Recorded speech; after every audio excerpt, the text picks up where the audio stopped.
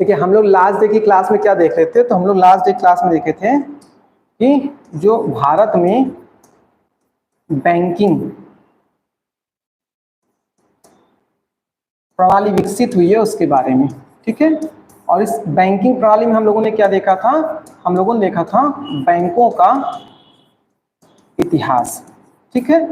और फिर देखा कि 1921 आते आते तक स्थिति क्या हो गई थी, भारत में जो कुल बैंक थे उनकी संख्या 50 के करीब पहुंच चुकी थी या उससे ज्यादा हो गई थी, ठीक है। और ऐसे में फिर ये प्रयास किया गया कि जो भारत में इतने ज्यादा बैंक चल रहे हैं उन बैंकों का क्या करना चाहिए, एक केंद्रीय स्तर पर नियंत्रण व नियमन का प्रयास करना चाहिए, ठीक है। और इसी के क्रम में आपने देखा कि जो 1806 का बैंक ऑफ बंगाल था, ठीक है। उसके बाद 1840 का बैंक ऑफ और 1843 का मद्रास। तो 1806 का बैंक ऑफ बंगाल, 1840 का बैंक ऑफ बॉम्बे और 1843 का जो बैंक ऑफ मद्रास था, इसको मिला करके क्या किया गया, एक केंद्रीय बैंक बना दिया गया था, ठीक है। और इस केंद्रीय बैंक का नाम क्या किया गया था, इंपीरियल बैंक कर दिया गया था, ठीक है। और ये व्यवस्था चलती रही, लेकिन फिर 1934 में जाकर के एक आरबीआई अधिनियम बन गया। और इस आरबीआई अधिनियम के तहत क्या हुआ, 1935 में भारत में एक जो केंद्रीय बैंक हो गया उसकी स्थापना की गई, ठीक है। उसका कारण क्या था, क्योंकि ये देखा गया कि जो इंपीरियल बैंक था, इंपीरियल बैंक के ऊपर क्या था, कार्य का दोहरा दबाव था। पहला दबाव तो ये एक सामान्य बैंकों की तरह कार्य कर ही रहे थे, और दूसरा इनको अन्य सभी बैंकों के ऊपर एक नियंत्रक व नियमन के कार्य को भी अंजाम देना था। इस दबाव को थोड़ा सोखने के लिए, दबाव को थोड़ा सोख करने के लिए, थोड़ा कम करने के लिए क्या किया गया, फिर ये एक नए प्रावधान को लेकर के आया गया। ये सारी चीजें हम लोगों ने लास्ट डे की क्लास में देखा था। और इसी के तहत फिर क्या है, जब केंद्रीय बैंक का प्रावधान आया तो अब आ गया आरबीआई, ठीक है। इसी आरबीआई को लेकर के हम लोग को पढ़ना है। सामान्यतः अगर आपसे कोई पूछे कि आरबीआई का कार्य क्या है, आरबीआई का गठन क्यों किया गया है, तो बस ध्यान रखिएगा आरबीआई का गठन क्यों किया गया है। तो एक तो किया गया है मुद्रा के निर्गमन के लिए, और दूसरा किया गया है बैंकों के संचालन या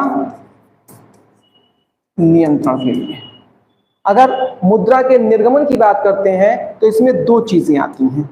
एक चीज जो आएगी वो आएगी printing of cash, printing of cash, क्योंकि जब पैसा होगा तभी तो वो अर्थव्यवस्था में फ्लो करेगा। अगर पैसा ही नहीं होगा तो वो अर्थव्यवस्था में लोगों के तक पहुंचेगा कैसे। तो पहले तो हमको क्या चाहिए, पैसा चाहिए।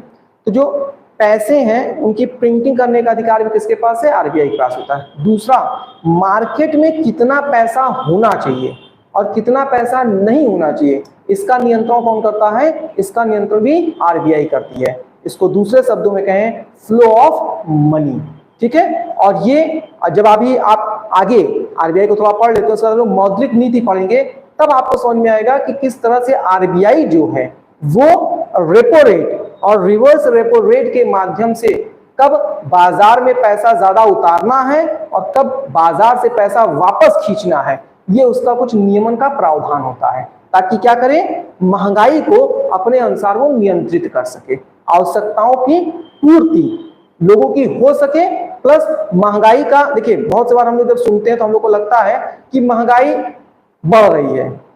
किसी भी प्रगतिशील समाज में जहां आर्थिक गतिविधियां मजबूत हो रही हैं, महंगाई बढ़ना एक सकारात्मक पक्ष है।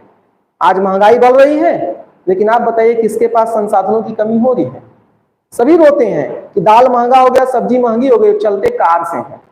सभी रोते हैं कि पेट्रोल का दाम महंगा हो गया, लेकिन 5 किलोमीटर की यात्रा जो है वो ऑटो, बस या टेम्पो से नहीं कर सकते, उनको अपने पर्सनल कार से ही जाना है। एक व्यक्ति को जाना है तो भी उसी का इस्तेमाल करेगा। और आप देख लीजिए, ये केवल कार तक के स्तर की बात नहीं है, आप छोटे छोटे स्तर पर देखिए कि जो सामान्य जनमानस पहले काम साइकिलों से कर लेता था, अब वो छोटे छोटे काम के लिए बाइक लेकर उठता है कि नहीं उठता है। इसका मतलब अगर आपको लगता है महंगाई बढ़ रही है, तब तो जीवन की बदहाली होनी चाहिए थी ना। और आप छोटे छोटे गांव के स्तर पर भी जाके देख रहे हैं, घरेलू सारे संसाधन उपलब्ध हैं, खान पान पे लोग ध्यान दे ही रहे हैं, उनके पहनावे का स्तर भी उच्च हुआ है, शिक्षा पर प्रत्येक परिवार में पैसे का निवेश बढ़ा है। अगर आप उसके पीछे से उसकी स्वयं के परिवार के तुलनात्मक स्तर में देखेंगे तो पैसे का निवेश शिक्षा में बढ़ा है। इसका मतलब महंगाई बढ़ी है तो समाज में पैसा भी तो बढ़ा है। और अगर कहीं पर किसी भी समाज में महंगाई नहीं बढ़ रही है तो इसका मतलब क्या है, वैश्विक स्तर पे बहुत ही पिछड़ा रह जाएगा। क्योंकि आप कल्पना करके देखिए कि आपके यहाँ आज भी 5 रुपए में क्या होता, अगर सारी आवश्यकताएं पूर्ति हो जाती तो वैश्विक स्तर पे 5 रुपए का तो मूल्य 5 रुपए ही नहीं ना रहेगा। अब आपके यहाँ 5 रुपए की ही कीमत है, जो 50 साल पहले 5 रुपए थी, आज आप उसी कीमत को बनाए हुए हैं। और वैश्विक स्तर पे क्या हो गया, उस 5 रुपए की कीमत शून्य के बराबर पहुंच गई है। तो आप तो बहुत पीछे रह जाएंगे। हाँ, ये जरूर है कि महंगाई को हमेशा एक नियमित वे में, अर्थात एक उसको कंट्रोल करके हुए बढ़ाया जाता है। तो मौद्रिक नीति के तहत ये सारी चीजें नियंत्रित की जाती हैं। ये सारा काम कौन करता है, आरबीआई करती है। ठीक है, तो इसको हम लोग आगे देखेंगे। तो चलिए फिलहाल यहाँ पर स्टार्ट करते हैं आरबीआई को लेकर के कुछ जो छोटी छोटी बातें हैं। दिख रहा है, देखिए, भारतीय रिजर्व बैंक ऑफ इंडिया। ठीक है, अब यहां पर हम लोग जानते हैं कि भारतीय रिजर्व बैंक ऑफ इंडिया यानी केंद्रीय बैंक का जो कार्य कर रहा है वो संस्था कौन सी हो गई, आरबीआई हो गई। इसी को क्या, रिजर्व बैंक ऑफ इंडिया कह देते हैं। ठीक है, अब यहाँ पे देखिए जिसका जो काम है वो कौन सा है, तो एक तो अभी मैंने बताया कि इसका काम क्या है, मुद्रा का निर्गमन है। इसका मतलब नोट की प्रिंटिंग करना और उसकी रेगुलेटिंग करना। रेगुलेटिंग का ही जो कॉन्सेप्ट है वो कहां पर आ जाता है, आपका मौद्रिक नीति में आ जाता है। मौद्रिक नीति, इसी को आप कहते हैं मॉनिटरिंग पॉलिसी।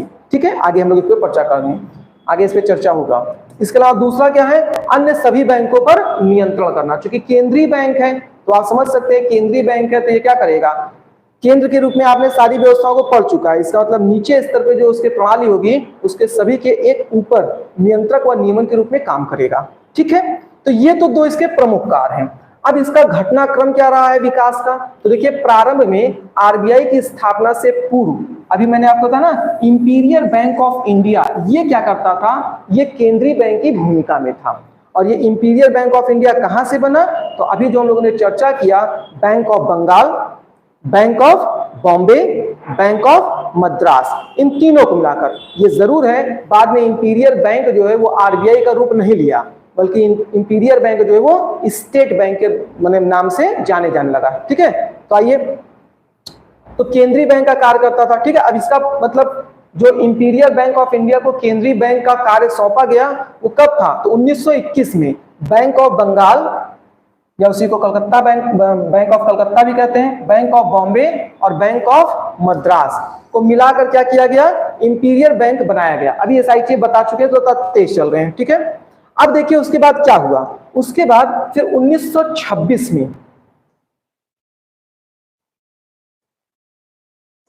ध्यान रखिएगा 1926, 1921 में इंपीरियल बैंक बना जिसने क्या किया, जिसने केंद्रीय बैंक की भूमिका को निभाया।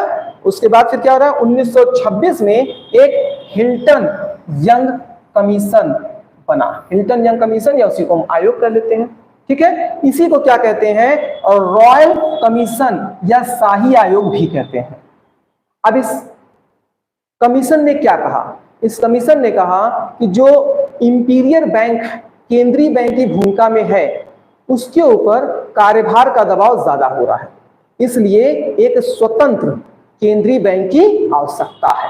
ठीक है, क्योंकि 1926 में जो हिल्टन आयोग था इसी की सिफारिशों के बाद फिर स्वतंत्र केंद्रीय बैंक की भूमिका प्रारंभ हुई है। ठीक है, अब इसके बाद इसको और ज्यादा मजबूती कहां से मिल सकती है, तो इस आयोग ने सलाह दिया कि भारत में इंपीरियल बैंक को इतना काम नहीं करना चाहिए, भारत में एक स्वतंत्र केंद्रीय बैंक की स्थापना होनी चाहिए। अब देखिए 1930 में इसी बात का ध्यान देते हुए केंद्रीय बैंक जांच समिति का गठन हुआ।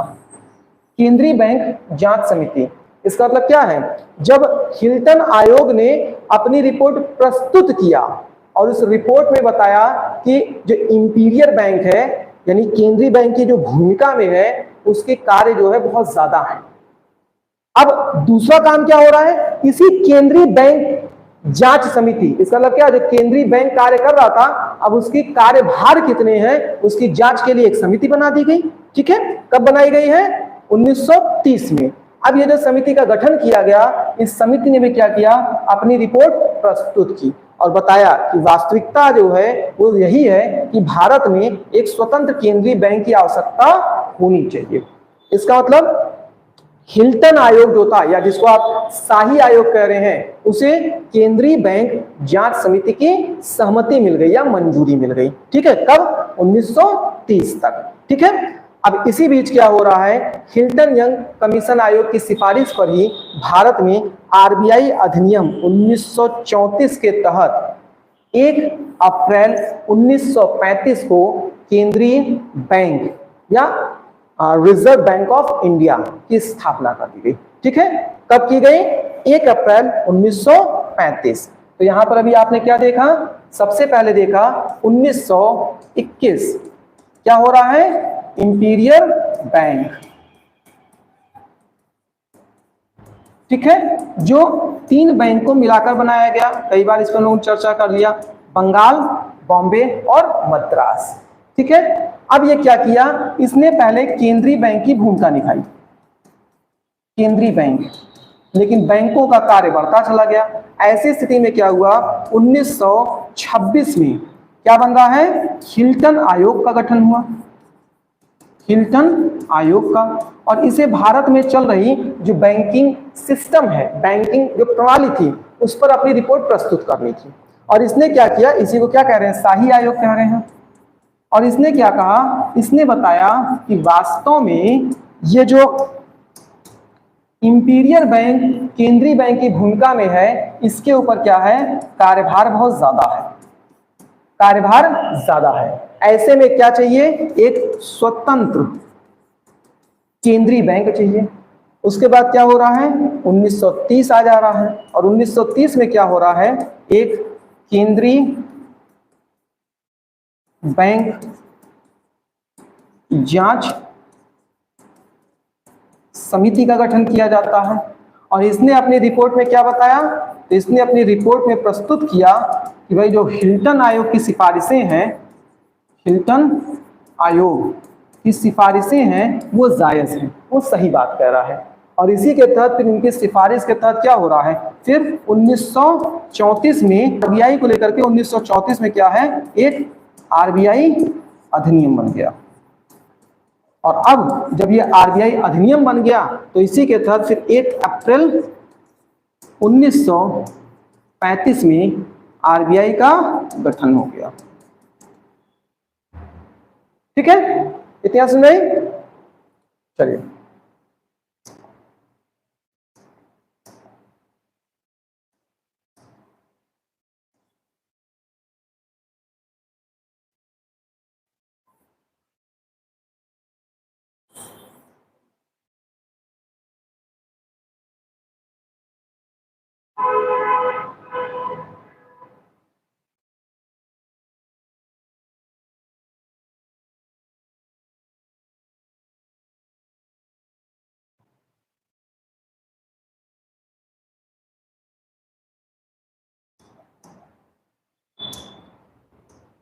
आइए देखिए, अब आरबीआई से संबंधित महत्वपूर्ण तथ्य क्या हैं, तो देख लेते हैं क्या है।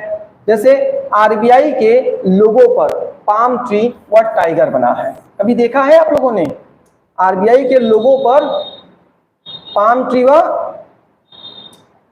पाम ट्री समझते हैं ना क्या होता है, जैसे ताड़ का पेड़ होता है ना, ताड़ी का, वैसे ही रहता है।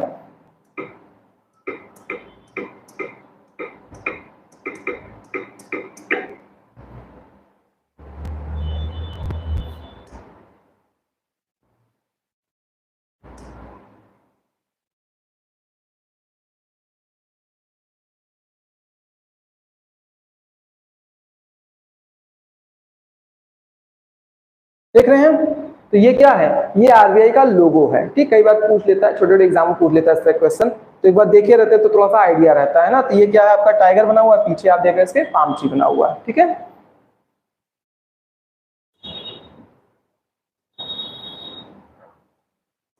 ठीक है, आइए अब देखिए, जब आरबीआई का गठन हो रहा है तो इसमें प्रारंभ में 5 करोड़ का निवेश हुआ है, यानी 5 करोड़ की पूंजी से आरबीआई का गठन हो रहा है। और ध्यान रखिएगा, आरबीआई जो है किसी भी प्रकार की सरकारी संस्था नहीं थी। क्यों नहीं थी? क्योंकि इसमें जो 5 करोड़ रुपए भी लग रहे हैं वो क्या है? निजी निवेश है।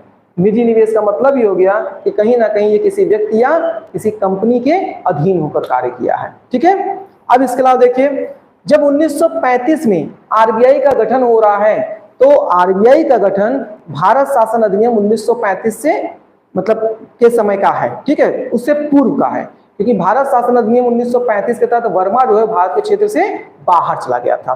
तो यहाँ पर ध्यान रखिएगा, आरबीआई का जब गठन हो रहा है उस समय आरबीआई जो केंद्रीय बैंक की भूमिका में था, तो इसने भारत, वर्मा, बांग्लादेश और पाकिस्तान 4 देशों में केंद्रीय बैंक की भूमिका को निभाया था। ठीक है, ये ध्यान रखिएगा, ये सब क्वेश्चन पूछे गए हैं। ठीक, तो आरबीआई के गठन के दौरान ये कितने देशों के, वर्तमान के कितने देशों के केंद्रीय बैंक की भूमिका में था? 4। ठीक है, वर्मा को भी ध्यान रखिएगा 1935 में भारत से अलग हो रहा है भारत शासन अधिनियम के तहत। ठीक है, तो वर्मा को जोड़ के रखिए। बाकी आप जानते हैं पाकिस्तान से कट के बांग्लादेश बाद में बना हुआ है, तो 3 को आराम से आप ध्यान में रख ही सकते हैं, 4 देश हैं। ठीक है, आइए अब देखिए, जब प्रारंभ में आरबीआई का गठन हो रहा था तो इसकी जो मुख्यालय बनाए गए थे वो कहाँ बनाया गया था? कलकत्ता में बनाया गया था। ठीक है, और कितने वर्षों तक यहाँ काम किया है? 2 वर्षों तक। 1935 से लेकर 1937 तक आरबीआई का मुख्यालय कहाँ था? वो कलकत्ता में था। ठीक है, उसी को यहाँ राजधानी शब्द कहा जा रहा है। और 1937 से लेकर के अभी तक, यानी वर्तमान की स्थिति तक, अब ये इसका जो मुख्यालय है वो कहां पर है? बॉम्बे में है। ठीक है, बंबई। इसके अलावा ध्यान रखिएगा, कलकत्ता में आरबीआई संग्रहालय बना दिया गया। किसे? जो आरबीआई का प्रमुख बिल्डिंग हुआ करता था, जहां पर इसका मुख्यालय था, अब उसको क्या आरबीआई संग्रहालय बना दिया गया है। ठीक है, कलकत्ता में ही 1 जनवरी 1949 1 जनवरी 1949 आरबीआई का राष्ट्रीयकरण कर दिया गया। 1 जनवरी 1949 यानी भारत की स्वतंत्रता के पश्चात अब आरबीआई को जो है वो सरकारी संस्था के रूप में उसको स्वीकार लिया गया है, यानी इसका राष्ट्रीयकरण कर दिया गया। मतलब आप समझ सकते हैं कि जो इसमें सरकार की भूमिका है वो 51% या उससे ज्यादा की हो गई। ठीक है, अब इसके अलावा देखिए क्या है, आरबीआई को लेकर कुछ 1-2 पॉइंट और छोटे ध्यान रख लीजिए।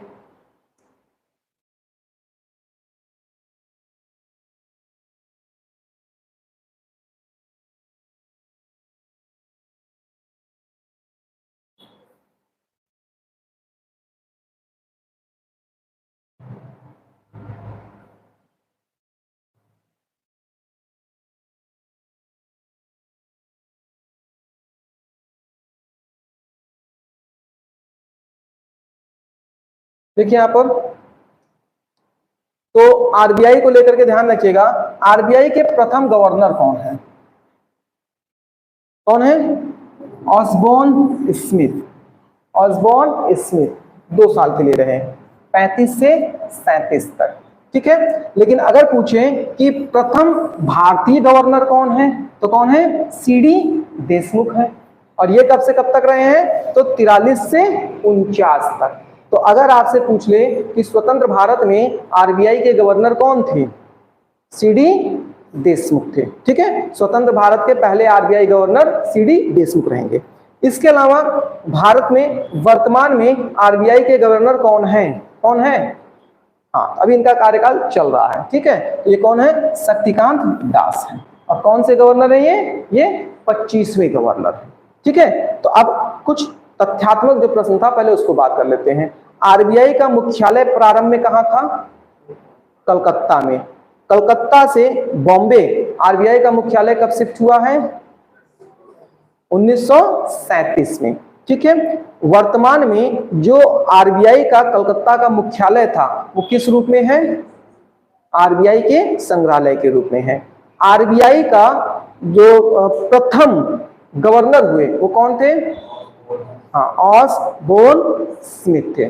ठीक है, आरबीआई के प्रथम भारतीय गवर्नर सीडी देशमुख।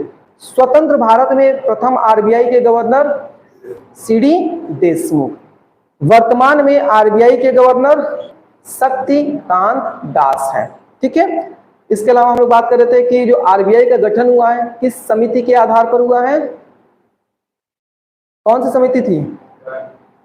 हाँ, हिल्टन आयोग, या पूरा उसी का था यंग हिल्टन आयोग। ठीक है, इसके अलावा ध्यान रखिएगा कि यंग हिल्टन आयोग को और किस नाम से जानते हैं? शाही आयोग। ठीक है, या उसी को रॉयल, शाही का इंग्लिश में रॉयल हो जाता है तो रॉयल आयोग के नाम से। ठीक है, आइए अब देखिए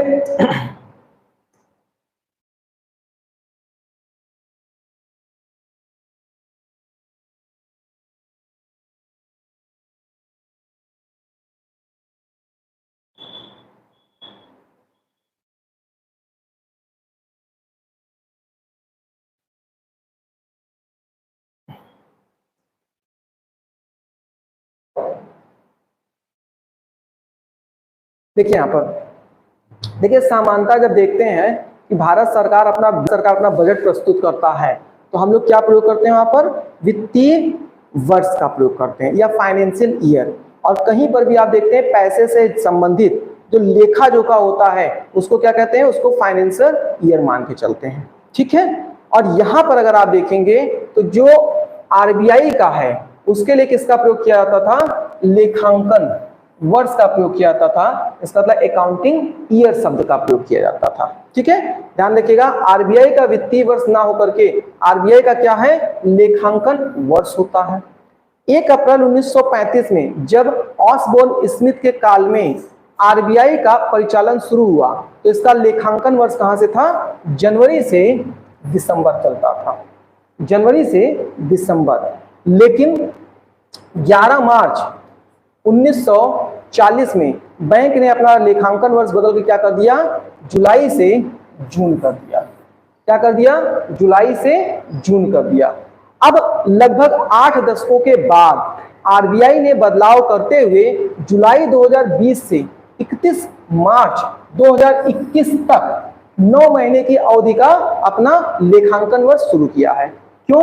क्योंकि अब ये भारत का जो एक वित्तीय वर्ष चलता था, फाइनेंशियल ईयर जो चलता था, उसी के साथ ला करके इसको जोड़ना चाहता है। क्योंकि आप देखते हैं ना कहीं पर भी, जैसे बैंक वगैरह भी आप देखते हैं तो बैंक में कहते हैं ना मार्च है, क्लोजिंग का महीना है। आपने अक्सर सुना होगा कि मार्च में क्या होता है? किसी भी कंपनी में, किसी भी फर्म में, बैंकों में अक्सर आप सुनते हैं वहां पर क्या होता है? काम बढ़ जाता है। क्यों? क्योंकि वो क्या है, अब वो पूरे साल भर का जो रिकॉर्ड था उसको अपडेट करना पड़ता है, क्योंकि 1 अप्रैल से जो रिकॉर्ड होगा वो क्या होगा? बदल जाएगा।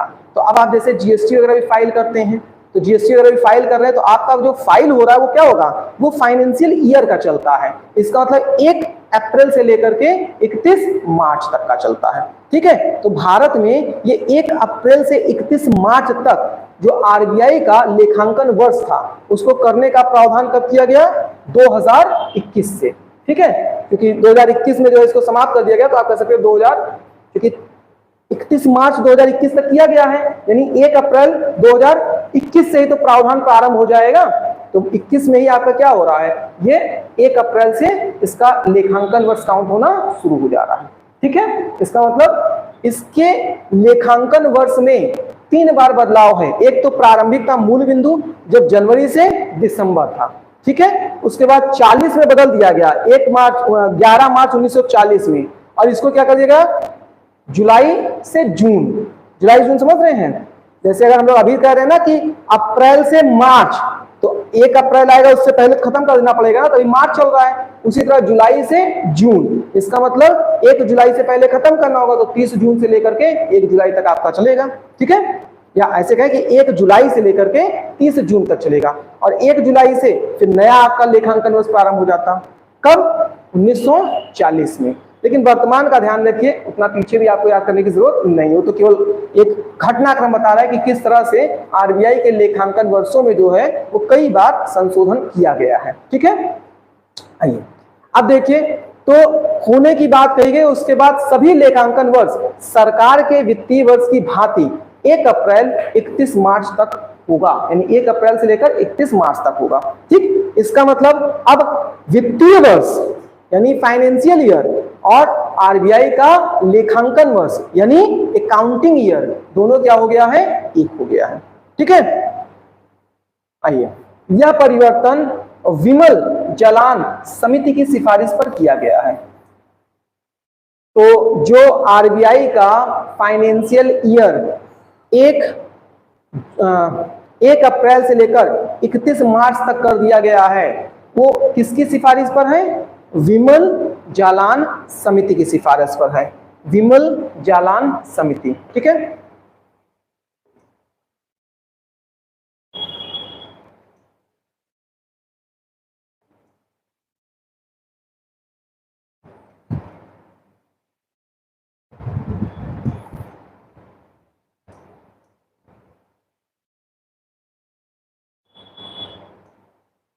आइए, अब हम लोग देखते हैं आरबीआई की संरचना। अब आरबीआई की संरचना का मतलब ये हो गया कि आरबीआई में कितने सदस्य होते हैं, ठीक है, जो पूरी कमेटी बनाकर चलते हैं, उन्हीं के माध्यम से सारा काम होता है, ठीक है। तो देखिए आरबीआई की संरचना में क्या है, आरबीआई का संचालन 21 सदस्यों वाले केंद्रीय बोर्ड द्वारा होता है। 21 सदस्य, अभी पूरा स्ट्रक्चर देखेंगे, इसमें कितने स्थायी सदस्य होते हैं, कितने अस्थायी सदस्य होते हैं, और वो कहां से आते हैं, ठीक है। तो आरबीआई का संचालन 21 सदस्यों वाले केंद्रीय बोर्ड द्वारा किया जाता है। इसकी संरचना क्या है, आगे देख लेते हैं।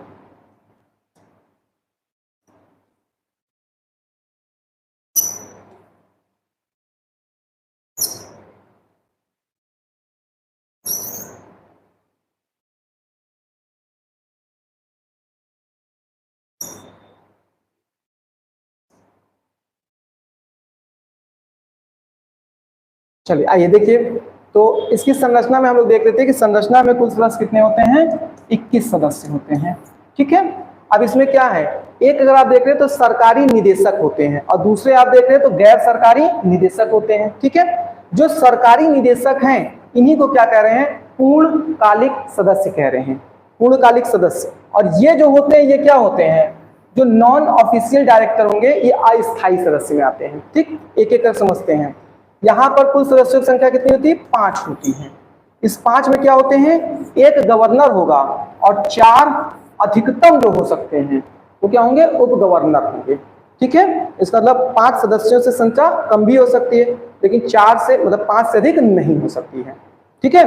तो स्थायी सदस्य के रूप में जो पूर्णकालिक होते हैं, पूर्णकालिक का तात्पर्य क्या है यहाँ पर, कि प्रत्येक सदस्यों के कार्यकाल का निर्धारण किया जाएगा कि वो 3 साल के रहेंगे या 1 साल के, जैसा उनका कार्यकाल का निर्धारण किया जाता है, ठीक है। और वो अपना पूरा कार्य जब तक नहीं कर लेंगे कार्यकाल, तब तक वो अपने पद से पदमुक्त नहीं होंगे। जबकि अस्थायी सदस्य जो होते हैं, उनके कार्यकाल का कोई निर्धारण नहीं होता है, उनको आवश्यकता अनुसार कभी भी अंदर बाहर किया जा सकता है, ठीक है। अब देखिए यहाँ पर, तो 5 सदस्य आपके क्या हैं, सरकारी निदेशक हैं जो पूर्णकालिक हैं। तो बच कितने रहे हैं, 16 सदस्य आपके क्या हो जाएंगे, 16, ये क्या हो जाएंगे, गैर सरकारी निदेशक के अंतर्गत आएंगे। अब इसमें क्या है, 4 स्थानीय बोर्ड से। देखिए स्थानीय बोर्ड का तात्पर्य यहां पर क्या है कि जैसे जो आरबीआई है उसका अपना एक मुख्यालय है, वो मुख्यालय कहां पर है, बॉम्बे में है, और उसके अलावा उसके 4 क्या हैं, रीजनल ऑफिस हैं। रीजनल ऑफिस मतलब क्या हो गया कि अब जो मुख्य ऑफिस है उसके अलावा 4 अन्य जो सबसे बड़े सहायक ऑफिस हो जाएंगे उसके, ठीक है, उसी को स्थानीय बोर्ड कह दे रहे हैं। क्योंकि प्रत्येक इस रीजनल ऑफिस का क्या होगा, अपना एक बोर्ड होगा। जैसे आप देख रहे हैं कि केंद्रीय स्तर पर जो आरबीआई है तो उसके मुख्यालय पर क्या है, एक बोर्ड काम कर रहा है, नहीं, केंद्रीय निदेशक बोर्ड। इसी तरह से प्रत्येक जो आप रीजनल ऑफिस देखेंगे वहां का बोर्ड होगा, उस बोर्ड का सदस्य। तो 4 स्थानीय बोर्ड के निदेशक, वहां के जो डायरेक्टर होंगे वो, और 4 कहां कहां पर है, तो एक मुंबई में है, ध्यान रखिएगा, मुख्यालय भी मुंबई में है, और उसके अलावा उसका एक जो सब हेडक्वार्टर या आप रीजनल ऑफिस जिसे कह सकते हैं वो भी कहां पर है, मुंबई में है। और दूसरा आप देख रहे हैं कलकत्ता, चेन्नई और दिल्ली। तो मुंबई, कलकत्ता, हाँ मुंबई, कलकत्ता, चेन्नई और दिल्ली, ठीक है। इसके अलावा क्या होंगे, 2 और सरकारी अधिकारी होंगे। 2 और सरकारी अधिकारी कहां से आएंगे भी कोई इस पर चर्चा नहीं है। सरकार द्वारा नामित 10 अन्य लोग होंगे। तो अब यहां पर कितने हो गए, 4, 2 प्लस 10, टोटल कितने हो गए, 16 लोग हो गए। 16 इधर से, 5 इधर से। तो इस तरह से आप देख रहे हैं कि 21 लोग। इसका मतलब अगर हम लोग केंद्रीय बोर्ड की बात करें, आरबीआई के केंद्रीय बोर्ड। तो इसमें कुल सदस्यों की संख्या कितनी है? 21 हो जा रही है। इस कुल सदस्यों की संख्या में आप देख रहे हैं कि 5 सदस्य जो हैं, 5 सदस्य ये क्या है? स्थायी हैं, या हम कह सकते हैं इनको पूर्णकालिक हैं। और ये जो कहला रहे, क्या कहला रहे हैं? सरकारी निदेशक कहला रहे हैं। इसका मतलब गवर्नमेंट ऑफिसर। और ये जो 5 सदस्य हैं, ये 5 सदस्य कौन कौन हैं? तो एक इसमें क्या है? पूरे आरबीआई के गवर्नर हो जाएंगे, और अधिकतम 4 क्या होंगे? वो उप गवर्नर होंगे या डिप्टी गवर्नर हो जाएंगे। जबकि दूसरे स्तर पर हम लोग बात करें तो यहां पे जो सदस्य होंगे उन्हें क्या कहेंगे? गैर सरकारी निदेशक कह देंगे, नॉन गवर्नमेंट ऑफिसर हो जाएंगे। और इनकी जो कुल संख्या है वो कितनी होगी? वो 16 होगी। इनकी कुल संख्या 16। ठीक है। अब ये जो कुल संख्या है इसमें 4 कहां से होंगे? तो 4 जो इनका स्थानीय बोर्ड है, स्थानीय बोर्ड यानी रीजनल जो बोर्ड होगा। और ये कहां पर है? बंबई, कलकत्ता, दिल्ली और चेन्नई। यहाँ के निदेशक, यहाँ के डायरेक्टर जो होंगे वो होंगे। ठीक है। इसके अलावा 2 अन्य सरकारी कर्मचारी हो जाएंगे, और इसके अलावा क्या होंगे? 10 जिनको सरकार क्या करती है? नॉमिनेट करती है, सरकार मनोनीत करेगी। तो इस तरह से 21 सदस्यों की आरबीआई की केंद्रीय संरचना होती है। ठीक है।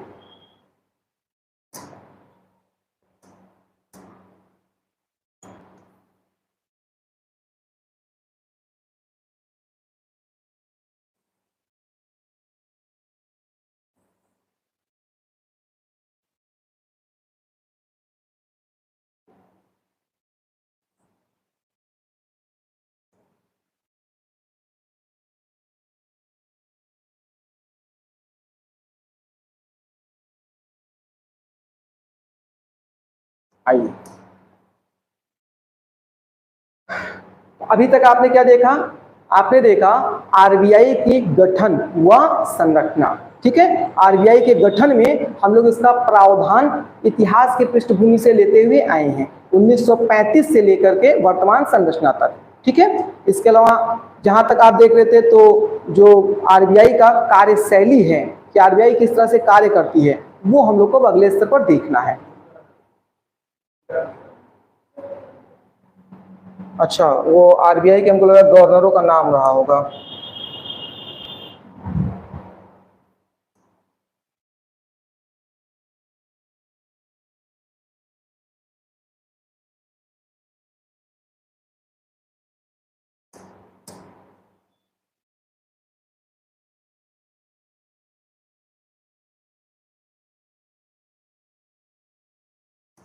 आइए देखते हैं। देखिए, आरबीआई का एक मुख्यालय मुंबई में है। इसके अलावा 4 रीजनल हेड ऑफिस हैं। कहां पर हैं? मुंबई, दिल्ली, चेन्नई, कलकत्ता। यहीं के जो निदेशक यानी डायरेक्टर थे वो आपने देखा था अस्थायी सदस्य के रूप में 4 आकर के चुने जा रहे थे। ठीक है। देखिए, आरबीआई के गवर्नर की नियुक्ति कौन करता है? सरकार करती है। ठीक है। दूसरी चीज, आरबीआई के गवर्नर को पुनः नियुक्त किया जा सकता है? बिल्कुल किया जा सकता है, क्योंकि क्वेश्चन मार्क नहीं लगा है, वो मैंने पढ़ा इस संदर्भ में दिया कि आपको लगे प्रश्न है। नहीं, वहां पर कहा जा रहा है कि आरबीआई के गवर्नर का पुनः नियुक्ति किया जा सकता है। ठीक है। आरबीआई के गवर्नर की योग्यता का निर्धारण नहीं है। आप भी चाहेंगे तो आरबीआई के गवर्नर बन सकते हैं ना। हाँ, तो योग्यता का निर्धारण तो नहीं है, लेकिन इसके बावजूद आप देखेंगे तो आपकी कम से कम एक क्रेडिबिलिटी तो होनी चाहिए कि आप आरबीआई के गवर्नर के पद को संभालने लायक हैं। तो कभी कभी आपकी शैक्षणिक जो योग्यता होती है उससे ज्यादा व्यवहार में आपने जो चीजें सीखा या हासिल किया होता है उसको महत्व दिया जाता है। और एक बहुत सरल स्तर पर समझिए, चूंकि ये अर्थव्यवस्था है, पैसे की गतिविधियों में जरूरी कि पढ़ा लिखा इंसान या अर्थशास्त्री अच्छा कर सके। जिसकी बनिया बुद्धि चल गई, जो व्यवस्थाओं को अच्छी तरह संभाल सकता है और सरकार की निगाह में लगता है कि भारत की अर्थव्यवस्था को सुधार सकता है, उसको रख सकता है, भले ही हम आप क्यों ना हो ना। तो थोड़ा सा उसके लिए कद बढ़ाइए कि सरकार की निगाह में तो पहले आइए ना, क्योंकि सरकार जब किसी को देखती है तो वो अपने आप पर क्या है, हाँ ऐसे ही झांक झांक के नहीं देखती है। क्या है?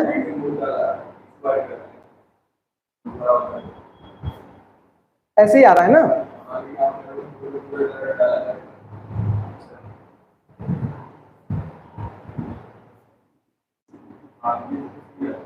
हाँ वो थोड़ा सा मतलब पीछे स्लाइड ज्यादा तो मेरा चेहरा काला पड़ जाता है ना।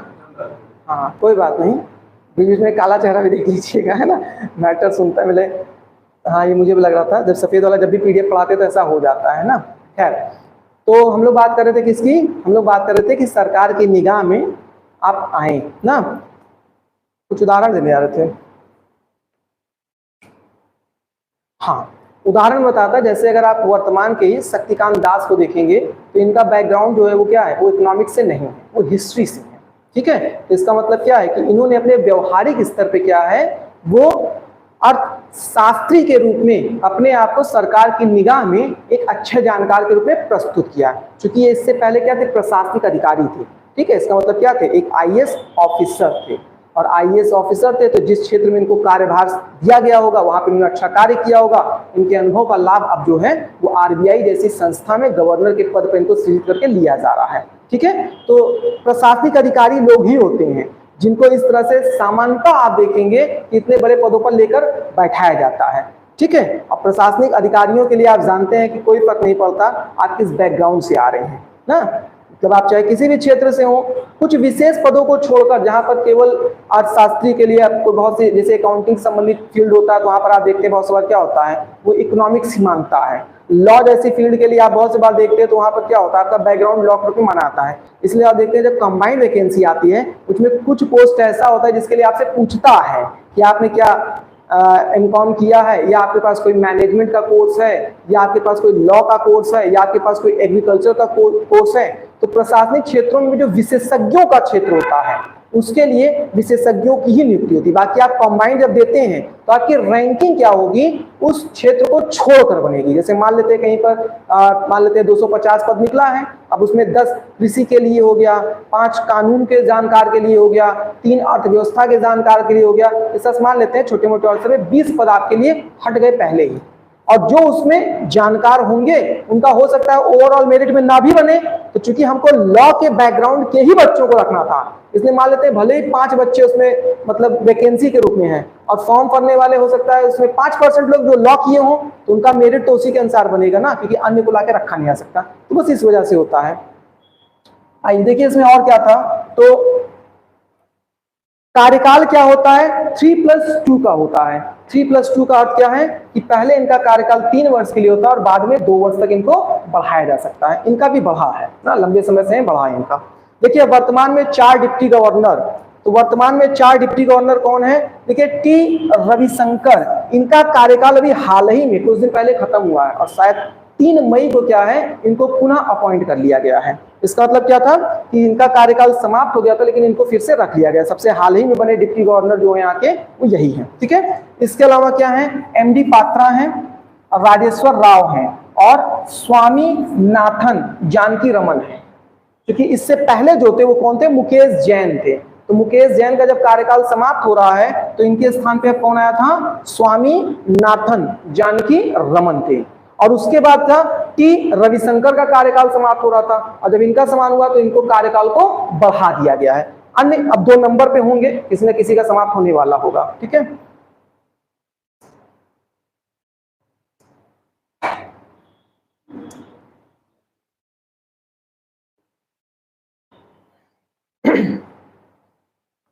आइए देखिए अब हम लोग देखते हैं आरबीआई के कार्य।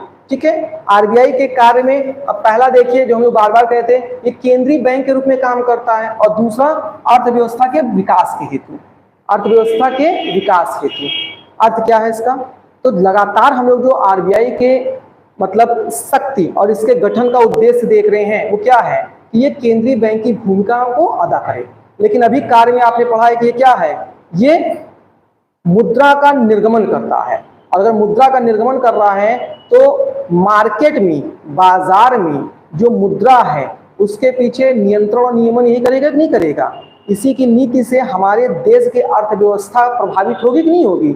और जाहिर सी बात है कि कोई भी सरकार का अंग या राज्य से जुड़ा संस्था हमेशा विकास के लिए ही तो प्रयास करेगा। तो इसीलिए यहाँ पर शब्द का प्रयोग कर दिया गया, अर्थव्यवस्था के विकास हेतु लगातार ये प्रयास करेगा कैसे हम अपने यहाँ की अर्थव्यवस्था को बेहतर कर सकें। ठीक है, केंद्रीय बैंक के रूप में देखिए क्या है, तो केंद्रीय बैंक के रूप में इसका कार्य क्या है, वही जो हम लोग अभी बात कर रहे थे। एक तो नकदी का निर्गमन करना, इसके अंतर्गत आरबीआई दो तरह के कार्य करता है, मुद्रा को छापने का काम और दूसरा मुद्रा निर्गमन का काम। ठीक है, मतलब मार्केट में मनी को फ्लो करना। अब देखिए, जैसे आपने देखा कि मुद्रा को छापने की बात आ रही थी, एक समय आपने देखा कि हमारे क्या नोटबंदी हुई, नोटबंदी के बाद क्या अचानक से मार्केट में 2000 के नए नोट चल गए। किस कंपनी को ठेका मिला था 2000 का नया नोट छापने का? किस कंपनी को ठेका मिला था? हैं? कौन है? टकसाल। अच्छा, अरे बार बार कह रहे हैं कि नोट छापने का अधिकार आरबीआई के पास है, नोट छापने का ठेका मिलेगा किसी को? हैं? अरे उसको इस तरह से मत देखिए कंपनी को ठेका मिलता है ना, ये जो नोट छापने का काम है उसको आप यही कहेंगे कि यहाँ पे किसके अधीन है, वो आरबीआई के अधीन है ना। इस तरह से नहीं कि उसका जो है मतलब टेंडर निकलेगा फिर बोलने लगेगा।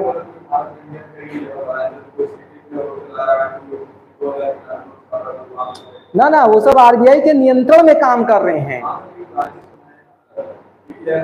जैसे आरबीआई है तो उसके कई ब्रांचेस हैं कि नहीं है, संगठन तो उसी के अधीन रहेगा ना, ऐसे यहाँ पर भी है। ठीक है, मतलब कुल मिलाकर के हम लोग बार बार कह रहे हैं ना कि आरबीआई का काम क्या है, नोटों की प्रिंटिंग करना ना, तो ये चीज ध्यान रखिएगा। तो यहाँ भी ये बता रहे थे कि जैसे देखिए ये डिसीजन, चूंकि आरबीआई कोई भी काम कर रहा हो भारत की अर्थव्यवस्था से जुड़ा हुआ है तो जाहिर सी बात है सरकार के साथ मिलकर योजनाबद्ध तरीके से कार्य होगा कि नहीं होगा। लेकिन जहां कहीं भी सरकार की नीतियों की वजह से अर्थव्यवस्था प्रभावित हो सकती है तो वहां पे गवर्नर अपने कुछ स्वतंत्र निर्णय ले सकता है, और नहीं ले सकता तो उसके लिए फिर क्या होगा, कम से कम अपनी बात को रख सकता है, बाकी सरकार अपने निर्णय लेती है। लेकिन ज्यादा अगर हो सकता है सरकार के विरोध में जाके काम करे तो गवर्नर की नियुक्ति कौन कर रहा है, सरकार कर रही है कि नहीं कर रही है, तो कहीं ना कहीं सरकार उसको हटवा भी सकती है। ठीक, तो ओवरऑल मैं ये बताना चाह रहा था कि एक तरफ आपने देखा क्या आया, कोविड पीरियड आया, उसके बाद क्या हुआ, मार्केट में पुराने जो 500 के नोट थे वो गायब हो गए और मार्केट में 500 के नए नोट आए और 2000 के नोट आ गए। 2000 के नोट मार्केट में लगभग 2 से 3 साल फ्लो किए और अब आपको 2000 के नोट भी नहीं दिखाई देते हैं। देखिए, करेंसी जितनी बड़ी होगी काला बाजारी उतना आसान हो जाएगा। पता चला 2000 की नोट एक गड्ढे छुपाए 2 लाख रुपया लेके कहां चले जा रहे पता ही नहीं चल रहा है, बैग में कपड़े के बीच में 2-4-5 गड्ढे छुपा लिए, 10 लाख रुपए कहां लगे पता ही नहीं चला ना। अब आप सोचिए 10-10 की नोट लेके जाएंगे कितना लेके जा पाओगे, 100-100 की नोट कितना लेके जा पाओगे, 500-500 की नोट कितना लेके जा पाओगे, मतलब 500 की नोट थोड़ी बड़ी हो गई, लेकिन अपेक्षाकृत क्या है 2000 तक तो काफी छोटी हो जा रही है। तो आपने देखा कि चूंकि उस समय बाजार में पैसों की जरूरत थी, हार्ड कैश की, और लोगों के पास था नहीं, इसलिए जल्दी से जल्दी ज्यादा से ज्यादा पैसा सर्कुलेट कराने के लिए क्या किया गया, 2000 की नोट छापी गई। लेकिन उसी समय वो उस प्लान में था कि जब पूरा पैसे हम मार्केट में फ्लो कर देंगे और उसके बाद जब हमारे पास पैसा आएगा तो हम 2000 की नोट धीरे धीरे मार्केट से क्या कर देंगे, गायब कर देंगे। इसका मतलब मार्केट में पैसा उतना ही है लेकिन वो पैसा अब नोट के रूप में 2000 में ना रह करके 500 या 100 या 200 की नोट में कन्वर्ट हो गया। तो आपके अकाउंट में 10 लाख रुपए थे तो आप जाएंगे बैंक के पास तो 10 लाख रुपए मिलेगा कि नहीं मिलेगा। हो सकता था पहले 2000 की नोट में मिलता, लेकिन अब सरकार ने 2000 के नोट दे करके हटा दिए हैं तो आपको 500 की नोट में ही सारे पैसे मिलते हैं। और इस समय मार्केट में सबसे ज्यादा कौन सी नोट है, 500 की नोट ना। इसलिए आप देखते हैं छोटे छोटे काम के लिए 500 की नोट आराम से निकल के चली आती है और हर जगह आपको 500 की नोट ज्यादा दिखाई दे रही है ना। तो खैर ये सारे काम कौन कर रहा है, ये सारे काम आरबीआई के तहत ही तो हो रहे हैं। ठीक है, तो इसके अंतर्गत आरबीआई दो तरह से काम करता है, एक मुद्रा को छापने का, दूसरा मुद्रा निर्गमन। ₹2 से, एक चीज ध्यान रखिए, ₹2 से 10,000 रुपए तक के नोट छापने का अधिकार आरबीआई के पास है। ₹1 कहां गया? ₹1 का नोट वित्त मंत्रालय द्वारा जारी किया जाता है। ठीक है, ध्यान रखिएगा। इसलिए इन नोटों के ऊपर आरबीआई के गवर्नर का हस्ताक्षर होता है। किन? ₹2 से लेकर के 10,000 तक के जो नोट या मुद्रा छपती है उस पर अधिकार किसका होता है? मतलब चूंकि आरबीआई उसको प्रिंट करती है इसलिए आरबीआई के गवर्नर का होता है। ठीक है, और कोई भी नोट आप देखते हैं और उस पर जो आरबीआई का गवर्नर का हस्ताक्षर है, अगर आप उस हस्ताक्षर को पहचान लें या उसमें नाम स्पष्ट हो जाए तो आप समझ सकते हैं कि किसके काल में बना है। ठीक है, ₹1 पर वित्त मंत्रालय द्वारा जारी किया जाता है। ₹1 का नोट वित्त मंत्रालय द्वारा जारी किया जाता है, इसलिए इन नोटों पर वित्त सचिव का हस्ताक्षर होता है। ठीक है, ये क्वेश्चन ध्यान रखिएगा। सिक्के को बनाने का अधिकार गवर्नमेंट ऑफ इंडिया का होता है। ऊपर दोनों प्रावधान नोट के लिए था, लेकिन उनको मार्केट में इनफ्लो करना आरबीआई के द्वारा किया जाता है। तो नोट की जहां तक बात कर रहे हैं, ₹2 से लेकर के 10,000 रुपए तक आरबीआई उसकी प्रिंटिंग करती है। ठीक, और उस पर हस्ताक्षर आरबीआई के गवर्नर का होता है। ₹1 की नोट की बात करते हैं तो वित्त मंत्रालय द्वारा जारी किया जाता है और इस पर वित्त सचिव का हस्ताक्षर होता है, जबकि सिक्कों पर भारत सरकार का नियंत्रण होता है। ठीक है, वर्तमान में आरबीआई 2,000 रुपए तक के नोट छाप सकता है। अब इससे ऊपर छापना होगा तो उसके लिए फिर क्या होगा? कुछ विधि संशोधन करना पड़ेगा, क्योंकि अधिकार में आरबीआई कितने हैं? 2,000 तक के ही अधिकार हैं उनके। ठीक है, अब इसके बाद जो है वो न्यूनतम आरक्षित अनुपात है, तो इसको हम लोग कल करेंगे, क्योंकि इसी के डायरेक्ट आप बात जुड़ जाएंगे इससे, मौद्रिक नीति से। तो एक क्लास में आप अच्छे से उस बात को समझ पाएंगे। ठीक है, तो आज हम लोगों ने आरबीआई का गठन, आरबीआई की संरचना प्लस आरबीआई से संबंधित जो कुछ प्रमुख तथ्य थे उनको देखे, और इसके अलावा आरबीआई का केंद्रीय बैंक के रूप में जो भूमिका है उसको देखे हैं। ठीक है, इसके आगे का कल। ओके, चलिए, दैट्स ऑल।